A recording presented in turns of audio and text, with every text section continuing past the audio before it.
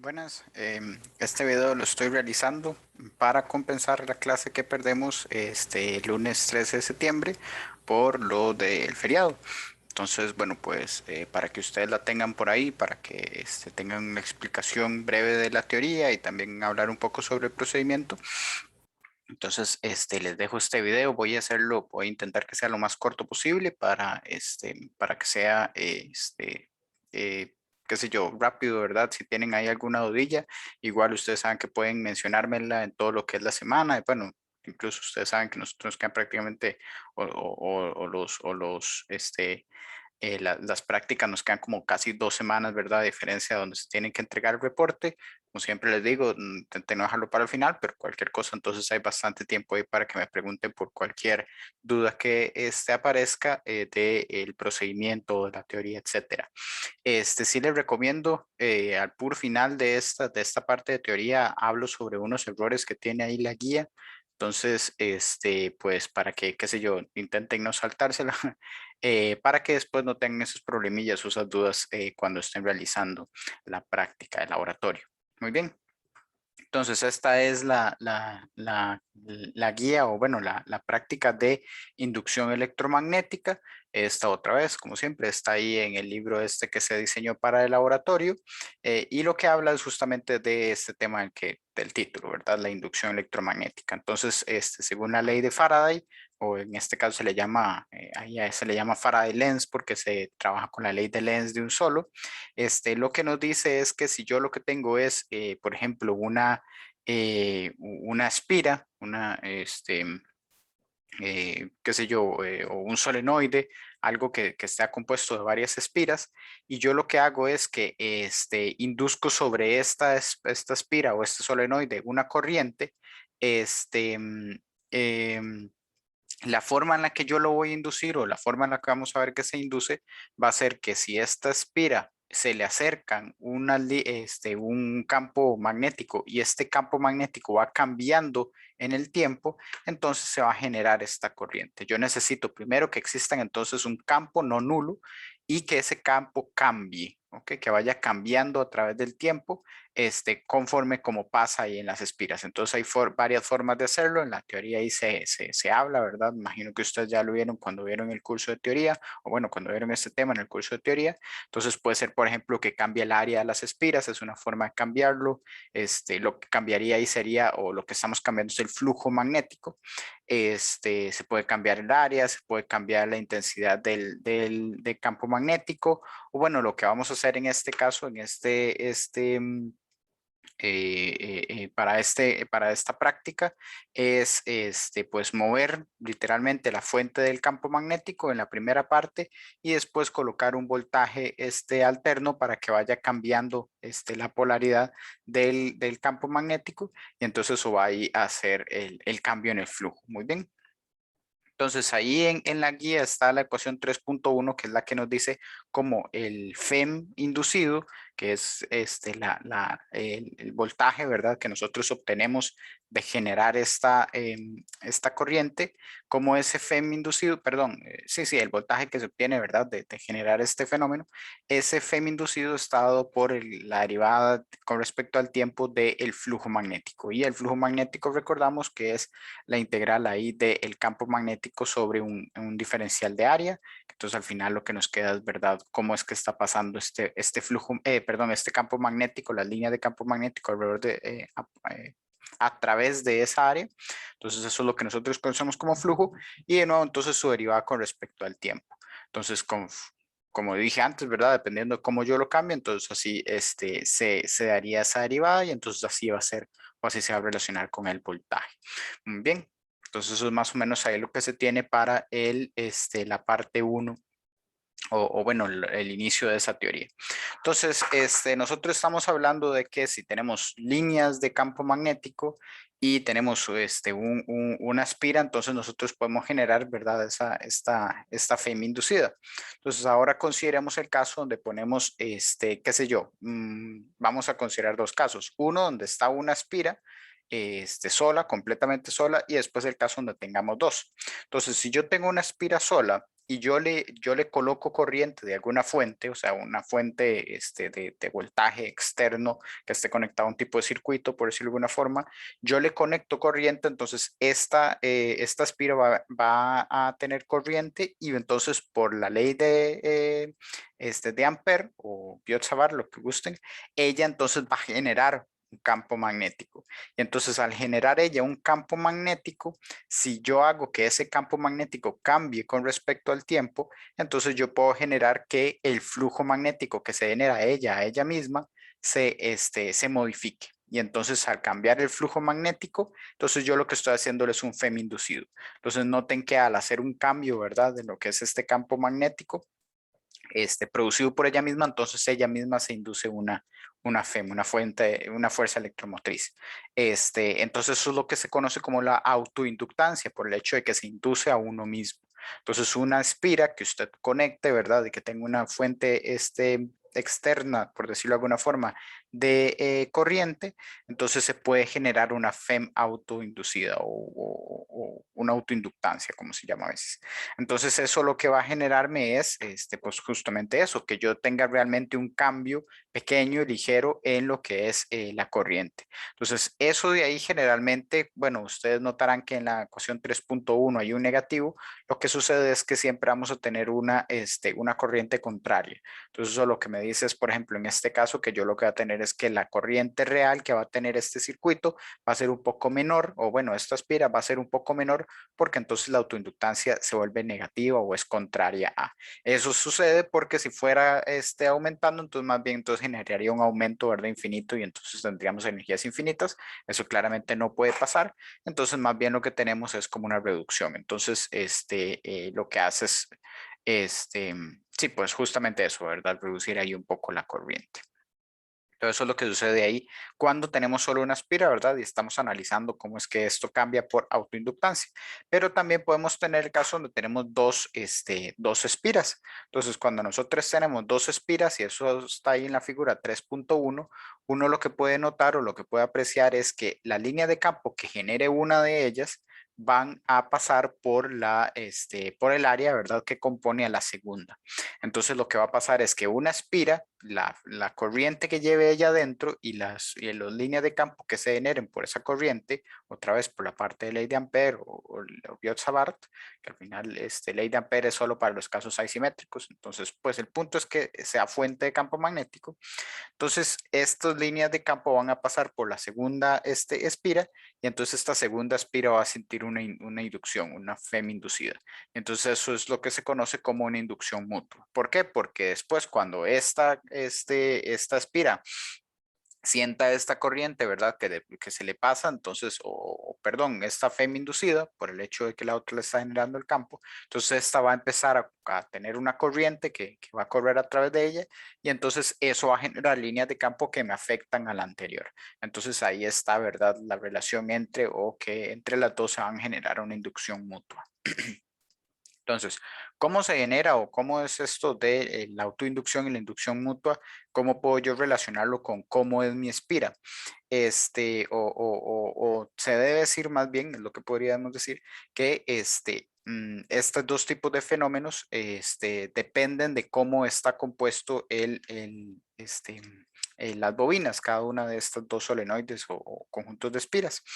Entonces, lo que nosotros decimos es que cada una de ellas tiene una propiedad. Cuando, por ejemplo, estamos hablando de la inducción, la autoinducción, es una propiedad de la bobina que estoy analizando, como es ella sola. Entonces, una propiedad que viene de cada una de ellas, por ejemplo, puede depender del número de vueltas o el área que tenga, etcétera.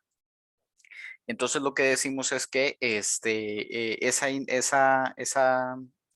autoinductancia, entonces, perdón, o esa autoinducción, depende de lo que ya acabo de decir, que es la autoinductancia. Entonces, una constante a la que generalmente le ponemos el valor de L mayúsculo. Entonces, como les digo, es dependiendo de la propiedad de cada bobino o cada solenoide, cada uno tiene su propia autoinductancia, esa constante L. Y entonces, dependiendo de cómo sea la corriente que yo le estoy metiendo a este sistema, entonces se genera o bueno, cómo es el cambio más bien en esa corriente, entonces se genera una FEM, que eso se puede ver ahí en la ecuación 3.3. Entonces, si lo notan, la ecuación 3.3 ahí de la guía, lo que dice es que FEM de 1, 1, o sea, que 1 se induce a ella misma, 1, es dado por menos el valor de L, que sería la autoinductancia, y después ahí se da la derivada de la corriente con respecto del tiempo. Entonces ahí ya dependerá de cómo cambia la corriente, como les había dicho antes, tiene que ser una corriente que cambie para que el campo magnético cambie, y entonces en efecto si haya un cambio en el flujo magnético. Muy bien. Entonces el caso, bueno, pues ustedes imaginarán que FEM 22, que incluso me parece que está por ahí, sí, correcto, la que se influye una bobina 2 sobre ella misma, está ahí en la ecuación 3.5. Y después está el caso de la inductancia mutua. Entonces la inductancia mutua se da con las propiedades que tengan las dos bobinas o espiras o solenoides.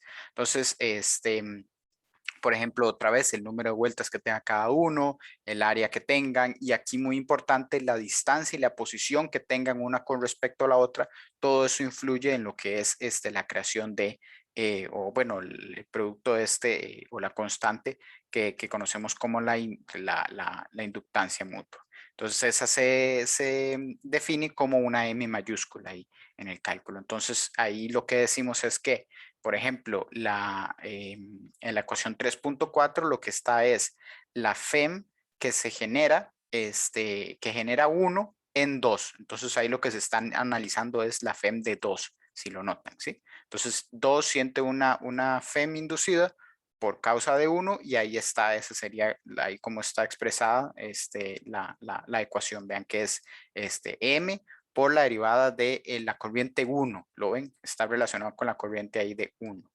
Entonces, eso es bastante interesante por ahí.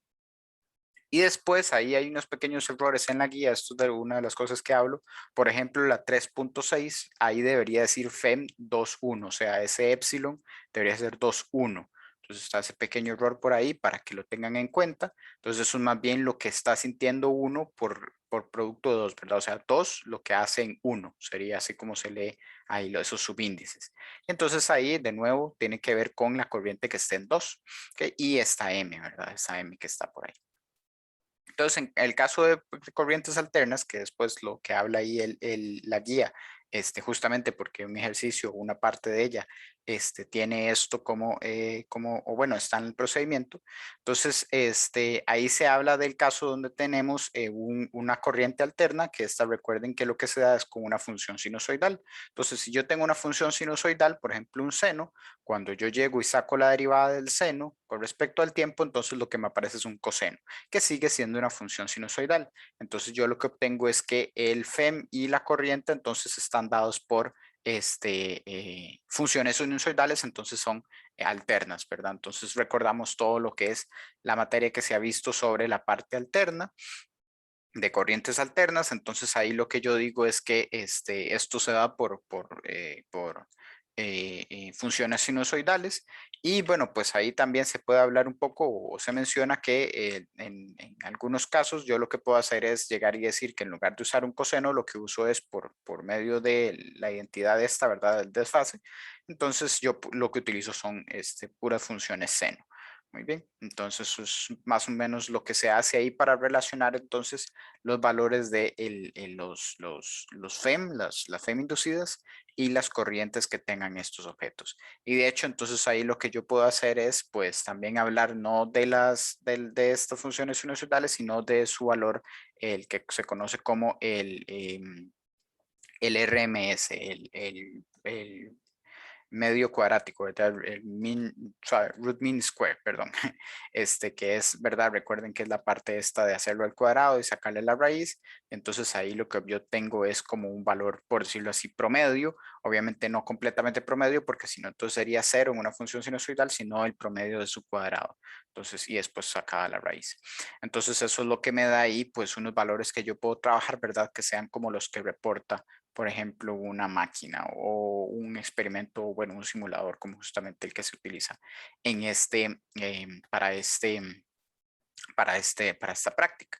Entonces ahí, utilizando esto, ¿verdad? Utilizando esta parte de que yo puedo llegar y hacer el desfase o pasar de coseno a seno, es que aparecen las ecuaciones 3.9 y 3.10. Entonces yo lo que hago es que relaciono el FEM de RMS con la corriente RMS. ¿Ok? Utilizando de nuevo, ¿verdad? Lo que sería un factor ahí, omega, que sería la frecuencia de cómo está dándose esta corriente alterna, y el M. Entonces, con esas dos ecuaciones, lo que podemos hacer es que si nosotros las relacionamos, nos damos cuenta de, bueno, y esto es importante, la inductancia mutua que se generan dos espiras distintas, o sea, dos espiras que yo tenga ahí trabajando, la inductancia mutua, digámoslo así, es igual para las dos. O sea, yo no tengo que considerar que una le genere una inductancia mutua a otra y esta segunda le genera una inductancia mutua distinta. No, las dos son exactamente iguales. Eso es algo ahí que se encuentra, ¿verdad? Experimentalmente. Y entonces yo puedo decir que no hay un M12 o un M21, no, las dos M son exactamente las mismas. Entonces al yo llegar y hacer una división entre estos dos valores, como se muestra ahí en la 3.11, entonces yo tengo una relación entre las FEM y entre las corrientes, por como les digo, que se cancelaría, ¿verdad? Todo lo que es la parte de M y omega. Y además también, si yo llegara y colocar la parte de los, seno de omega t, ¿verdad? Y seno de omega t más pi medios y todo ese tipo de cosas, yo eso también lo puedo cancelar y entonces los RMS también me relacionan, o bueno, esa 3.11 también técnicamente me relaciona con las amplitudes, que serían literalmente epsilon 1,2, epsilon 2,1, I1 y 2. Bueno, creo que aquí se les menciona como I1, 0, ¿verdad? E I2, 0. Entonces yo puedo llegar y darlas con las amplitudes si fuera necesario, pero también podemos trabajar con estos valores medios. Entonces, luego aquí, como les digo, hay un pequeño error en esta guía, en la ecuación 3.12, y es porque, bueno, dice simplificando la notación, se menciona ahí, entonces se podría escribir como, eso realmente es de nuevo por el hecho de que yo no tengo que utilizar la parte de RMS, podría utilizar las amplitudes, entonces se puede ver de las dos formas, tanto de que yo puedo trabajar por amplitudes, entonces ya no necesito la parte de RMS, como lo que dice ahí, que se puede simplificar la notación y entonces pues ya no tengo que escribirlo, o puedo considerarlo todavía RMS, pero no lo escribo. Pero el asunto está, o el error está en que cuando se escriben estas FEM1 y FEM2, o sea, los epsilon, se quedan con el primer subíndice, o sea, ponen epsilon 1, pero realmente ese epsilon 1 es el voltaje que yo mediría en el 2, en la espira 2. Entonces, ese FEM técnicamente debería ser epsilon sub 2. ¿Ok? Entonces debería ser la ecuación epsilon sub 2 sobre epsilon sub 1 es igual a I1 sobre I2, o sea, debería estar invertido. ¿Ok? Entonces, ojo, eso es supongo yo que es por cómo se reduce esta notación, se toma el primer subíndice y debería ser el segundo, porque recuerden que lo que estuve hablando ahora anteriormente, cuando leíamos estos subíndices, es lo que genera uno en 2. Entonces yo lo mido en 2. Okay, epsilon 1, 2 se mide en 2, entonces ahí pues la simplificación de notación debería llevar un 2 en lugar de un 1. Entonces eso es importante porque después en la ecuación 3.13 nos dicen que hay una relación de transformación, existe una relación ahí que vean que se relaciona, o bueno, hay una forma entonces de relacionar tanto el número de vueltas de las espiras o de estas bobinas, como también sus autoinductancias. ¿No ven? Eso es interesante. Ahí las autoinductancias se pueden relacionar con esta parte. Entonces, eso de ahí sí es importante saber cuál es el que yo estoy midiendo, ¿verdad? O sea, epsilon 1, epsilon sub 1, por ejemplo, entonces debería ser epsilon sub 2 o el que yo mido en el 2, ¿lo ven? Entonces ahí para que tengan mucho cuidado porque, bueno, pues en la práctica ahí lo van a estar ocupando. Okay, entonces eso es básicamente lo que tenía que decir de los errores. Entonces ahora lo que ven es el procedimiento. El procedimiento está dividido en dos partes. Una parte que se hace en una página web y otra parte, bueno, un simulador, ¿verdad? De página web y otra parte que es en LT Spice, ¿verdad? Que bueno, otra vez yo les había mencionado un poco sobre esto de LT Spice. Me parece ahí la primera clase. Bueno, les dije que aquí en la guía estaba cómo se bajaba, etcétera. Y también aquí mismo también va a encontrar un videillo de cómo armar el, mm, el, Vamos, ahí se me fue. De cómo armar el circuito, ¿verdad? O bueno, el par de circuitos que se necesitan para esta práctica. Entonces, nada más, bueno, permítame un momento antes de, nada más voy a compartir pantalla aquí en el libro de guías, ajá. Entonces, nada más como para recordarles o para que quede claro por ahí, ajá, esto de acá, vamos a ver. Aquí, ¿verdad? Que lo que estoy hablando es esta parte de acá, ¿verdad? Que recuerden que este epsilon 1, entonces nosotros deberíamos llamarlo epsilon sub 2 porque se mide en 2, ¿ok? Se mide en 2. Entonces, y epsilon 2 debería ser epsilon sub 1, ¿verdad? Porque se mide en 1. Entonces, nada más ahí como para que quedara claro. ¿Ok? Ahora, recordé eso ahí que puedo, que puedo utilizar el zoom para mostrarles ahí un momento la guía. Ok, entonces, bueno, pues ya dejo de compartir. Entonces, ahora sí, yo lo que les estoy diciendo es que estaban estas dos partes, ¿verdad? La primera, entonces, como les digo, es en un simulador de FET, una página web. Este, Eso de ahí, lo que tienen que realizar, bueno, los pasos son muy claros. Ustedes lo que les dicen es que acerquen un imán y vean cómo es el comportamiento mientras el imán se mueve. Entonces, ustedes notarán que, o bueno, ahí es parte de las observaciones que tienen que hacer. ¿Qué pasa si yo dejo el imán completamente quieto? Okay, entonces vean que eso significa que las líneas ya no se van a mover, eso es lo único que les voy a dar como pista. Y después, bueno, pues los efectos que tienen al moverse el imán. Entonces es una de las partes que tienen que realizar. Tienen que mover el imán ahí un poco a través de de la primera bobina, luego se les pide que pongan la segunda bobina, ahí eso se puede hacer con los pequeños checks que hay por ahí en el sistema.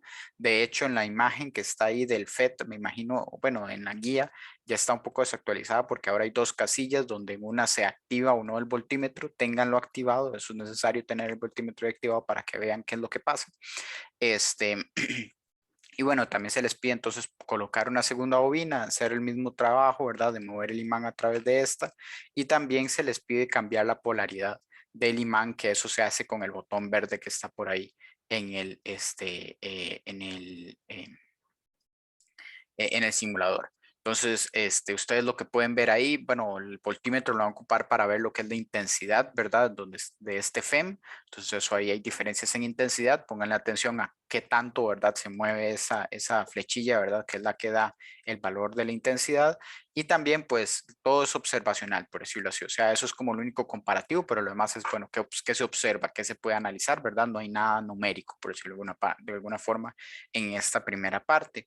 Y después lo que se tiene es la segunda parte de el sistema, o perdón, de la guía de esta práctica, donde se utiliza el LT Spice. Entonces ahí justo en esa parte, en el 3.5.2, al puro final de ese paso, de ese paso de procedimiento, ahí está un video que se les dice cómo puede ir armando el circuito. Si tienen alguna duda con el LT Spice me pueden avisar, nada más es ahí de despejar, la verdad, todo bien, pero vean el video antes, ¿sí? En el video antes ahí como para que se tengan una idea o tengan una guía para. Okay, entonces ahí lean con calma todos los pasos de esta sección, de esta parte B, porque ahí les van diciendo, ¿verdad?, cómo es que pueden ir colocando, configurando todo lo que es los datos de de este circuito, ¿verdad? De eso, bueno, ese par de circuitos. Entonces ahí se habla, ¿verdad? De todas las configuraciones. También se habla de que se tiene que ir cambiando el K, que se tiene que colocar una fuente que sea alterna, ¿verdad? Que va a ser la fuente de voltaje V1. Y bueno, pues ahí entonces les van diciendo que vayan midiendo, ¿verdad? Cada uno de ellos. Luego también hay una parte donde les dicen que tienen que medir los voltajes para cada uno de estos dos circuitos. Vean que esos circuitos, la idea es que esta parte de verdad, el inductor que le están poniendo ustedes ahí, va a sufrir de autoinductancia y de inductancia mutua, etcétera. Entonces, por eso mismo es necesario ahí pues medir cuáles son los voltajes que tiene cada uno. Y esos voltajes entonces van a estar relacionados con la parte de los FEM inducidos, que era lo que estábamos viendo antes. Entonces ahí, como les digo, toda esa configuración paso a paso se las van diciendo. Yo no voy a gastar el tiempo en repetir todo lo que está ahí, ¿verdad? Si tienen alguna duda, como les digo, me pueden buscar a través de las semanas, ¿verdad? Y bueno, pues se les dice que entonces midan lo que son estos voltajes, les piden de V V1 RMS y V2 RMS, solo que, bueno, el sistema este LTSpice los utiliza ahí con N001 y N002, ustedes lo van a ver ahí puesto en la guía. Y bueno, ahí se habla un poco sobre el coeficiente de acoplamiento, ustedes tienen que buscar un poco sobre este coeficiente de acoplamiento, pero igual les recuerdo que ahí en la guía también se habla un poco sobre estas cosas. Entonces por ahí también les va a ser útil. Y bueno, pues ya en la parte del análisis se pide que hagan unos gráficos ahí de los voltajes, V1 sobre V2, y con esa pendiente relacionar ahí un poco algunos de los, o bueno, ver cuál es, qué es lo que se obtiene de esa pendiente, ¿verdad? En esa gráfica. Entonces ahí ustedes recordarán, ¿verdad? Que V1 y V2, pues se puede ver cómo se puede relacionar con los FEM y ya todo esto que les estuve diciendo. Entonces ahí, pues otra vez, relacionenlo con las últimas ecuaciones ahí de lo que se habla en la parte teórica. Entonces, básicamente eso es lo que se tiene para este laboratorio. Entonces, como les digo, si hay alguna duda, como di, pues no podemos estar presencialmente, ¿verdad? Claramente, o perdón, no se puede hacer en vivo por el hecho de que está el feriado, pues entonces yo sé que pueden quedar algunas dudas, pero recuerden que estoy ahí completamente disponible para lo que quieran preguntar, y para esta práctica sí les pido que lo que pueden hacer o lo que puedan preguntar ahí por el chat grupal es mucho mejor, para el hecho de que pues o por el hecho de que les sirve a los otros compañeros, ¿verdad? Pues saber esta información, porque básicamente todos están quedando con lo mismo al ver este video. Entonces ahí sí les agradezco si lo hacen de forma grupal para pues despejar las dudas de todos de un solo. Muy bien, entonces ahí les agradezco la atención a este videillo. Espero que les vaya bien con esta parte, y como les digo, pues quedo ahí a disposición para el momento en el que quieran preguntar. Muchísimas gracias. Hasta luego.